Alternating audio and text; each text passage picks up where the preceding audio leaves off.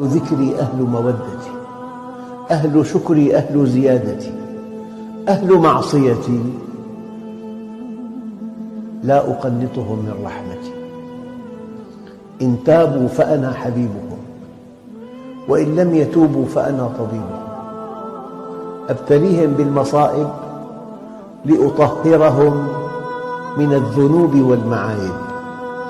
الحسنة عندي بعشرة أمثالها وأزيد، والسيئة بمثلها وأعفو، وأنا أرأف بعبدي من الأم بولدها. ما دام القلب ينبض، ما دام في بقية بالحياة، لنبادر إلى التوبة، والتوبة رحمة الله، وما أمرنا أن نستغفره إلا ليغفر لنا، وما أمرنا أن